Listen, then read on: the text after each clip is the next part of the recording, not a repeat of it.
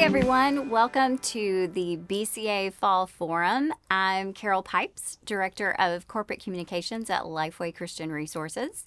And joining me today are Bonesteele and Ann Lovell. We are excited to be with you guys and have a really important discussion about cross-cultural communications. But first, let me introduce you guys to E and Ann. E is the content editor for the Gospel Project, adult curriculum team here at Lifeway. She has her MDiv from Talbot at Biola University, and you're a former missionary to Spain. I am, yes. She was born in Vietnam and came to the States with many other refugees after the Vietnam War, which when you were a child. How old were you? I was 2. 2 years old. Yeah. Gosh. She has a passion for diversity and cross-cultural ministry, and she loves introducing people to foods from around the world. Yes. We've had great discussions about the different types of food that we love from different parts of the world. Of course, you're partial to Vietnamese food. Of course, yes. It's the best. It's the best. It's so good. It is. And then Ann, you are the Corporate Communications Manager for the International Mission Board. Yes. You've served with the IMB for 20 years, 15 of those as a field media missionary in the Philippines, South Korea, and Thailand, and 5 years in various roles as a member of the IMB's marketing and communications team. That is correct. All right.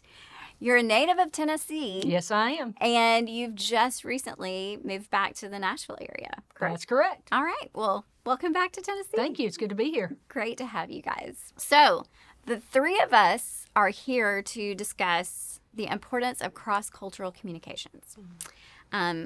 You guys, I am looking forward to picking your brains on this topic and gaining some insight from you guys. But first, let me set the stage on why this is so important for us as Baptist communicators. According to the 2020 census, the U.S. population is much more multiracial and more racially and ethnically diverse than ever before. People of color represented 43% of the total U.S. population in 2020, which is up from 34% in 2010. So definitely seeing a shift in the face of America. While the white population declined, nearly all other groups saw population growth from 2010 to 2020. One of the largest shifts growth was in the Hispanic and Latino population, which grew from 50.5 million in 2010 to 62.1 million in 2020. That's a 23% growth in 10 years. Oh. And the Census Bureau is projecting that by 2060, the Hispanic population will reach 111 million. So definitely seeing more and more of Spanish-speaking population here in the States, and even growth in Spanish-speaking churches, which impacts the work that we do. The Asian alone population grew by 35.5% between 2010 and 2020. I'm sure you've seen that growth. And noticed that. And the two or more races population increased 276%. And is now at 33.8 million people. Wow. So definitely seeing that change in our nation, but even our own SBC census, the annual church profile, shows that our own convention is growing more diverse. On average, 2 in 10 congregations are ethnic minority. And from 1990 to 2019, membership increased by 1 million members among churches whose majority is an ethnic minority group. And in that same time frame, the growth in the number of ethnic minority congregation accounts for 8 in 10 of the net increase of more than 9,000 congregations. I know it's amazing. It is amazing. And as our nation, our convention become more multicultural, the need for good cross-cultural communication is more necessary than ever, I would say. many of us are already communicating to multicultural audiences. And if we're not already, we more than likely will be writing and creating content for different cultures. So in this session, I'd like for us to hit two different topics. Communicating with people from cultures other than our own, and communicating about other cultures. Because we do that, I think we do both of those things in our work as Baptist communicators. And I think we'll probably be doing that even more as we move forward. So let's start by talking about communicating with an audience that represents a culture other than our own. When we talked earlier, we talked about the fact that really remembering the basics of communication is going to help us in this area. Knowing your audience and communicating clearly. Those are just foundational to good communications. So let's start by talking about some of the challenges or pitfalls we fall into in our cross-cultural communications. And jump in. Talk to us a little bit about some of the challenges that we have. Well, I mean, you said it. Knowing your audience is crucial to communicating well. And sometimes I think that we think we know our audience when maybe we really don't. Because even as trained journalists and communicators, we still just have that natural tendency to view the world through our own experience, our own worldview, our own lens. Right. Yeah. And I think that's a real challenge. Yeah. So what are some examples of that, of not thinking about another culture's worldview when we're communicating? So years ago, in my first term in the Philippines, I was with a group of missionaries and church planters, Filipino church planters, pastors, leaders. And they were talking about the values that are important to Filipinos. And so the facilitator from the data said, one of the most important values to Filipinos is honesty. We have to understand that the Philippines is a very indirect, shame-based culture. So I used to have a friend who said Filipinos have 7 ways to say no, and only one of them involves the word no, So most of them involve the word yes. So when they said that, all the missionaries who come from this Western culture of let your yes be yes and your no be no, Right. That sort of thing, they were like, especially one in particular who's very direct, was like, no way, there's no way that honesty is important in Filipino culture. This is an American missionary saying this with Filipinos in the room. Right. And the Filipino pastors, they're all very gracious like they are, and so they weren't saying anything. And so I said at that point, so I'm really curious to the Filipino pastors, do you think that honesty is important in your culture? And they said, yeah, absolutely. It's very important. It's a very high priority for us. And so what I kind of realized from that encounter is Filipinos do value honesty, but they do it in a way that also doesn't shame the other person and how important that is to them too. So there are like multiple values playing into that. Okay. All right. It's like the way you talk about or the way you express yourself tends to be more indirect. But that way, you're not shaming them, they're not shaming you, and you can get your message across. And it's almost like the Bible, because like Jesus talked in parables a lot to get his message across. And in that way, he wasn't directly saying you're a sinner or you're evil or whatever. Right. But he was saying, hey, look at yourself and watch the ways. So I think here in the States, like I've grown up in a dual culture. And yeah, sometimes with my family, I've had to like kind of navigate how to speak to my parents about like things and like without like disrespecting them. But in a Western view, it's like, no, just say what you mean and mean what you say. Right. But in those with Eastern cultural values, we're more like, well, we've got to talk. It's okay to talk around the bush. You have to navigate the Right. relationship. The relationship takes priority, Yeah. really, in any communication. Right. You're still being honest in your own way. Right.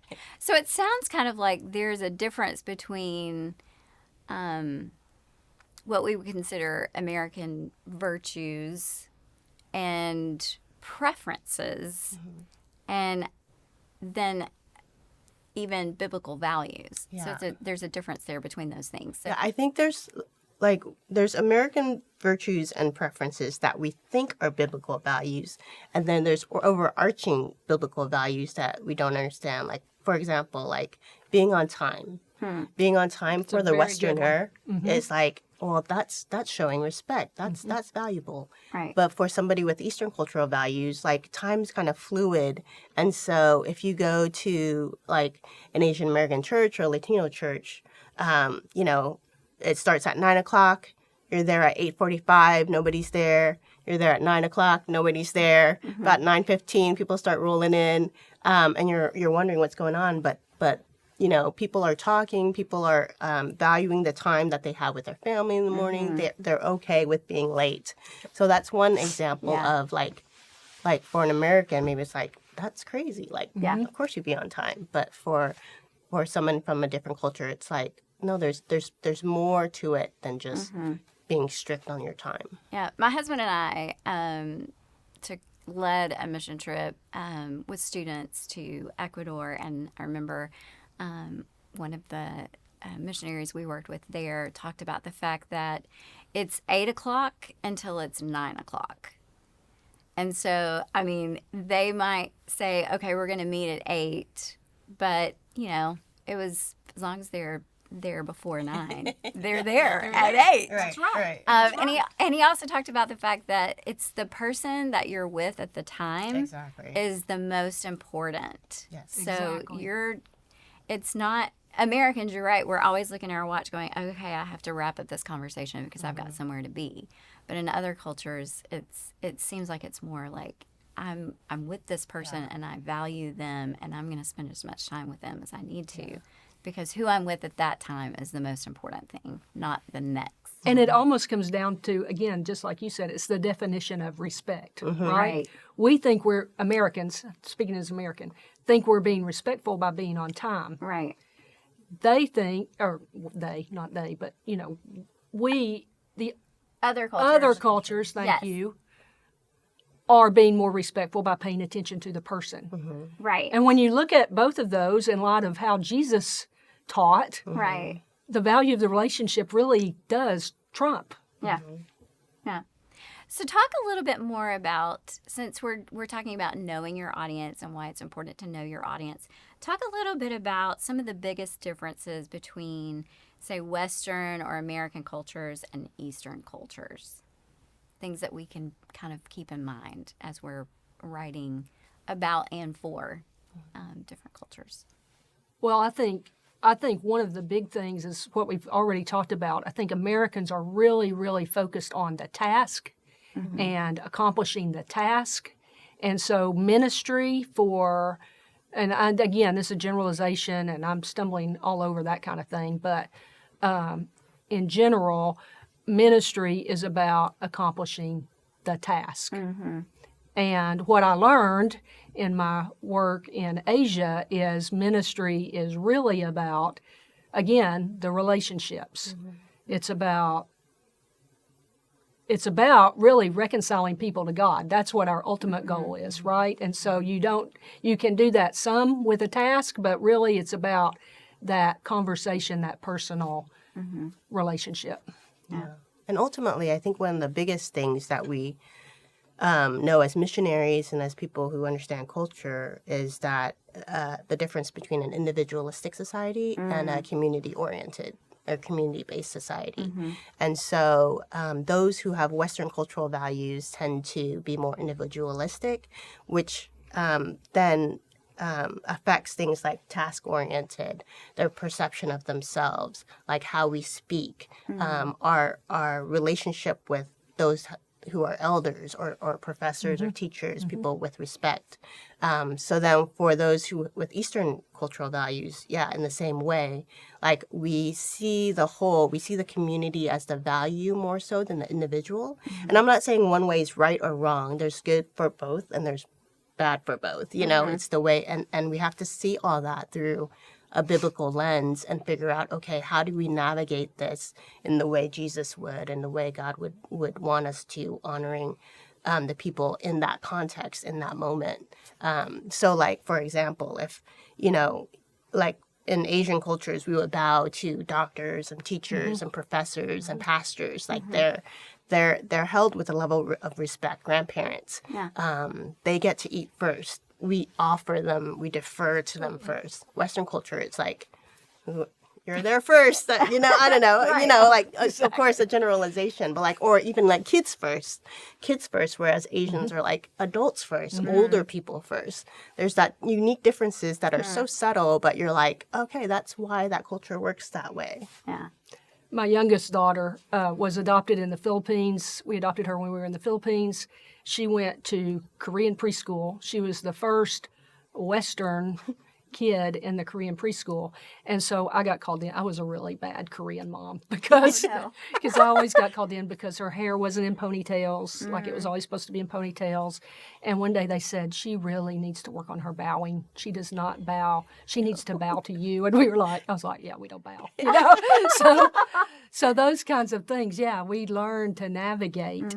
But we see that too, even in the way that Americans think about their imagery. Okay, so when my oldest daughter was applying for college, she wrote an essay about how Americans think of themselves as the oak tree. You know, they are the strong, planted by the water, strong, not immovable, firm, all those kind of things. Right. But in Asian culture, you're more like bamboo. And in a storm, there are a lot of limbs that can get blown off an oak tree, but the bamboo moves with the wind.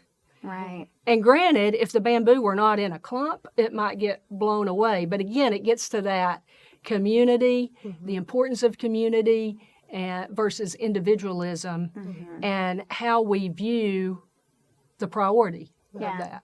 Yeah. Oh, that's really good. What are some of the other challenges that you think we face as communicators when we're communicating for a culture that's different from our own, or even communicating for a people group that maybe speaks a language different from English or other than English?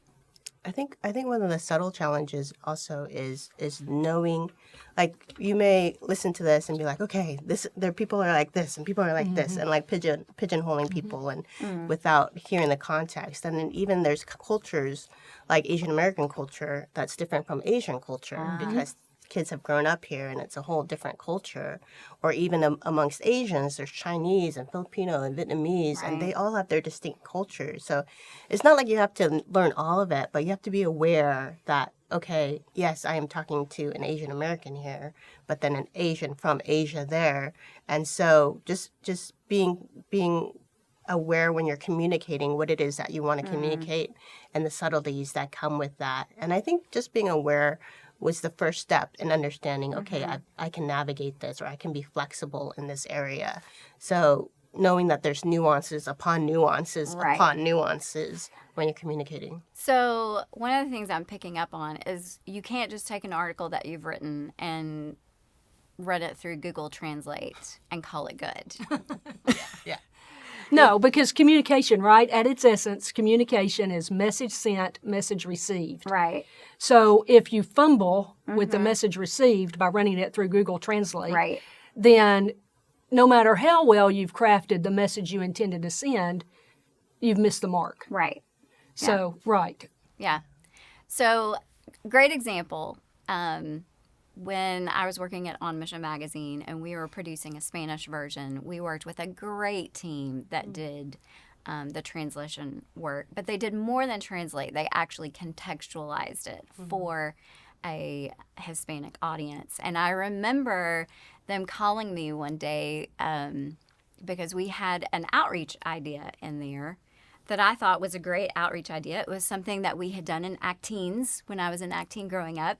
And it was about going to visit a senior citizens assisted living facility. Yeah. And that was the outreach idea. Go and do something at Christmas, sing Christmas carols, visit with them. And I remember when the team members from the group that translated for us, she said, this is not going to translate well to a Hispanic audience because they tend to care for their older generations in their homes. Yeah. So the idea of a senior assisted living facility just wouldn't translate, which I would have never thought of that. It just wouldn't have been natural to me. So I was just so thankful to have a team working on that piece with me that understood that culture, which is a challenge you and I have talked about, being able to find people who can write from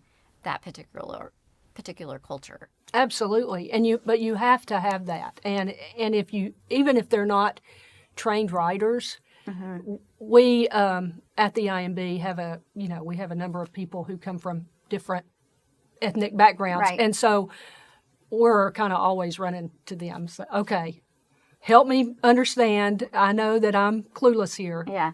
Does this translate? Yeah. Is this going to be offensive? Is it coming across the way I intend it to? Because this is what I mean to say. Right. And it really is important, even if they're not quote unquote trained communicators, to get that perspective as we're producing materials. Yeah. Yeah. And with the stats that you were saying before about the growing ethnicities within the states and within the church, I mean, I think we will at some point will. Or we, it's just a matter of taking that effort to find the people that can do the work well and have that kind of background or know or understand that background. Yeah. So I think that's great. Yeah, that's good. Any other challenges that come to mind that you'd want to talk about before we switch to our next topic? All right, we'll go ahead and pivot. Let's pivot, and let's talk about writing about other cultures, because that is something that we do. Whether it's the International Mission Board, and they're talking about mission work that they're doing overseas, and writing about a people group and choosing photos that represent that people group. What are some things that we need to keep in mind as we're writing about other cultures? Yeah, I think like what you said, like just being mindful, what we said before about being mindful of the nuances. Like if my story is mainly about Asian Americans, like you're not going to have a picture of somebody in a rice paddy. Like, but I've seen that before, so sometimes I'm like, that's poor communication. And even if you're writing about like the church in Seoul or in Hanoi, which are major cities, you're not going to have people, as many. Hopefully, you're not having pictures of people in the rice paddy. Nowadays, these are modern cities with modern people, and I think sometimes as Westerners or those who have not been outside the country, perhaps like we have this view of the world from movies, from history, and yet we need to be very careful to not be condescending to other cultures, not be able to be able to understand that there's not this primitive and modern between other cultures and my culture. Our Western culture is modern, their culture is primitive, so I get to say that, Right. So it's very easy to fall into that when you're not like aware of it. And so I've seen that a few times, and it irks me a little bit, but I think the more that people understand that those are things to be aware of as communicators, I think it's super important. Yeah. Are there other subtle things that you see that American communicators do that don't quite hit the mark? I think sometimes we're just not aware, and I've seen sometimes when we've quoted older historians, older theologians, but then we've quoted a big excerpt, but it might be about they might mention missions and Oriental people and words that we use, and you're I know that was from history, but do we really need that passage? So being aware of the words that we use is really important because words evolve, and what wasn't offensive back then may be offensive now, not just for the Oriental, but for people of color, people of other cultures as well. That's right.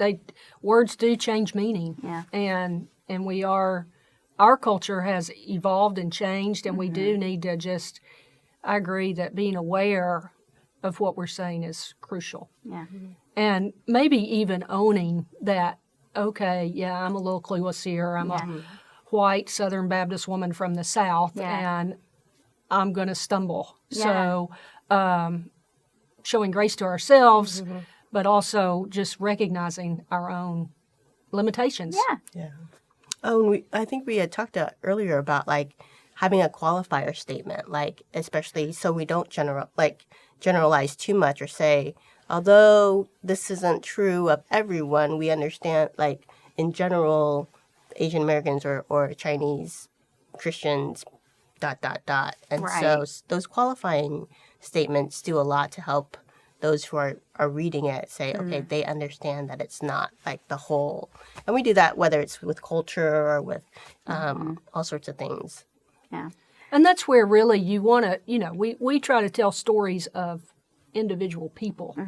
So individuals are as varied as the individual. Right. Right? Yeah. So yes, I may be telling a story about a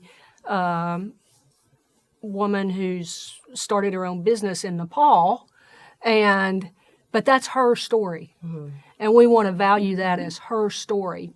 You don't have to necessarily, or you don't want to write it in such a way that, oh, well, this means that all women in Nepal can start their own businesses. Right. It may or may not. Right. So we just have to be careful about that too, about keeping the focus of the story on what the focus is, and not allowing people to extrapolate through our communication. Yeah. I love what you said about being careful of the photos that you choose or even the video clips that you choose. And making sure that you are having somebody from that culture maybe look at those to make sure that you're not misrepresenting that particular culture. I remember Julie McGowan at the IMB sent me an article that was written by one of your field personnel about a photo that he had taken to go with an article about a particular people group, and it was an individual. And the fact that we are now in this very global society, that people have access to the internet now. So you may take a photo of someone and think that they will never see it, and maybe 20 years ago they wouldn't have, but he had taken a photo of a woman and it had gone on, I think it was the IMB's website. And the woman actually got to see the photo because someone in her town had seen it and then taken their phone and showed her the picture.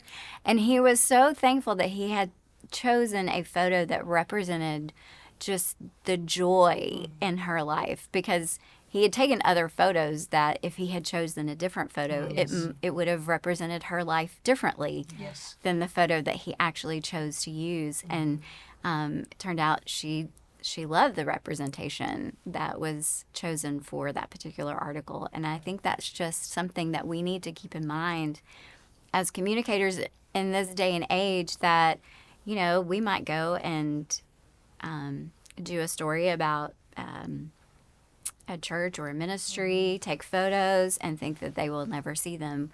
Well, that's not probably true anymore. Right. Yeah, that was one of the things I dealt with and came to grips with, even as a field missionary communicating with prayer supporters, and when social media launched when we were on the field. And well, what a great way to be able to post my prayer request. But then you realize that, hey, when you're posting about, I just met this friend and we had coffee and she doesn't know the Lord, and you know, that friend might become my Facebook friend Right. in the future. Yes. And now I've shared her whole life story with Right. all of these people that she doesn't know, and how honoring is that to her, Right. you know? And so thinking through that, this is a little bit of a different line, but along the same lines, I have a friend from Tennessee who grew up in Appalachia, and a photographer came through that area and made photos and shared them all in black and white, had them eat boiled potatoes, which they didn't always eat boiled potatoes, but that was all he had on the table, he was trying to portray the poverty of the area. And she even now, like we talked about this in recent years, is like, that was not who we were. Yes, we were poor, but it was not like he portrayed it. Right. So I think that's very, very important that, again, honor the stories. Yes. And honor And the respect people. the people. Yes. Definitely. Oh, this has been such a great conversation. Before we wrap up, I want to ask you guys one more question. And I feel like we could just go on and on and on. What gets you excited about cross-cultural communication and the world that we live in today? Well, I am really excited that we do have growing diversity in America, which means that we will have more views, more trained writers. We will be able to tap into their expertise, their worldview, their knowledge. I am very excited about what the future holds for communication. Yeah. And I'm just excited that the world as a whole, even not just the States, is becoming more integrated and diverse. And, you know, we see that picture of heaven and the idea that God created us so differently. And sometimes we harp on, you know, whether, you know, because it's important, diversity is important, but just the idea of it's just so much more vibrant, and life and food and culture is just so, brings you so much joy, you know, if I had a garden with just one rose, you know, and just all I had was a rose, how depressing, you know, even though it was beautiful, you know, Right. All these different flowers, all these different people, I think we forget that there's this interest and creativity, and we see God so much bigger because the world, we can see what he's doing in other people and other cultures, that there's not just one way to do things at certain times, and we can understand the Bible better through it. True. That's my favorite part. All those things, I think we forget that there's just joy in being with other people that are different. Yeah. You know, I would agree. I think my two most fulfilling ministry experiences were being part of the International Baptist Church in Seoul and the International Women's Bible Study in Manila. And there were Christian women from all over the world in those, and men too, but in those settings, and it really was a picture of heaven. I mean, I remember leaving some of those Bible studies and church services and thinking, this is really, really it's a taste of what heaven will be like. Yeah. Well, this has been a great conversation. I so appreciate you both joining me. Oh, thank you. And sharing just your reflections on your time in the mission field, and just sharing your insights about how we think about other cultures, and why that's so important as Baptist communicators. So thanks for having us. Yeah. Thank you. All Enjoyed right. it. Thanks so much. We could, like I said, we could go on and continue this conversation, but I hope that this spurs some ideas as you think about how you're communicating with people of other cultures and about other cultures.